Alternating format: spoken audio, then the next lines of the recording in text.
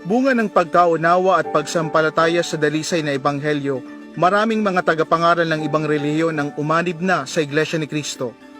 Sa kasalukuyan, umaabot na sa 454 na mga pari, pastor at mga lay ministers at iba pang mga tagapangaral ng iba't ibang relihiyon ang nabautismuhan sa Iglesia ni Cristo sa loob lamang ng 8 taong matagumpay, mabiyaya at makapangyarihang pamamahala ng kapatid na Eduardo V. Manalo.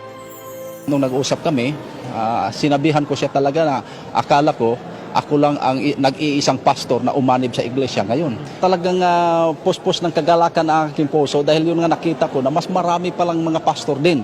Hindi lang dito sa Pilipinas, hindi sa iba't ibang bansa na natawag na rin sa iglesia. Lalo nang lumalim ang panindigan ko na itong Iglesia ni Cristo na kinaaniban ko ngayon ay ito na ang tunay at totoo na iglesia. Isang malaking biyaya na natanggap ko dahil ito pong matagal ko nang gustong makita at gusto kong makausap ay dito pa pala kami magkita dito mismo sa Sentral na tinawag na rin po pala siya sa loob ng Iglesia ni Cristo.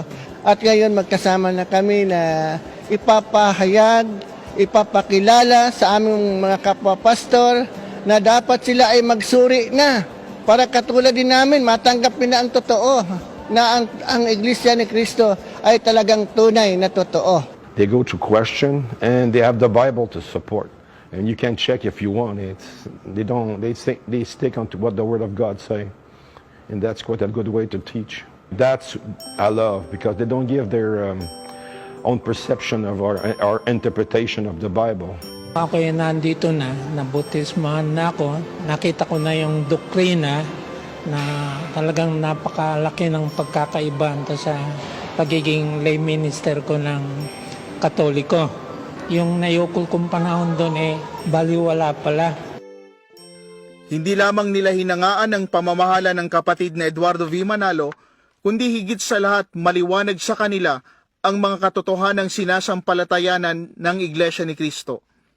When we went to Chiba, Brother Eduardo V. Manalo, he lifted up the Bible and he said, even though I am the executive minister, I don't do what I want. I do what the Word of God said.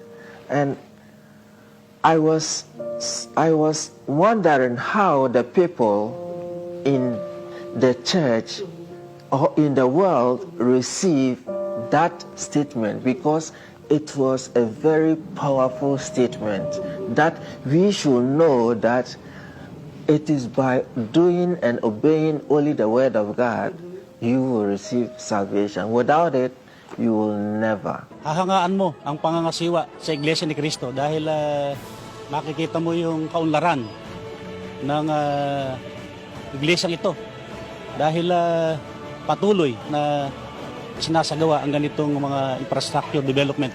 Ito na lang po yung makikita nating tunay na iglesia sapagkat nakikita natin yung development, yung kaunlaran, lalong-lalo na sa mga pagmimisyon.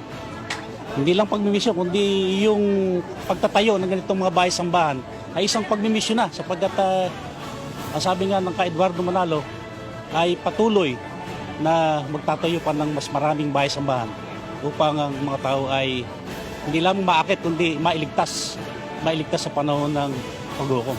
Sa kasalukuyan, patuloy pang nadaragdagan ng mga tagapangaral ng ibang relihiyon na umaanib na sa Iglesia ni Cristo mula sa iba't ibang bansa at iba't ibang lahi sa buong mundo. Ako po si kapatid na Alger Galase para sa INC TV Church News Live.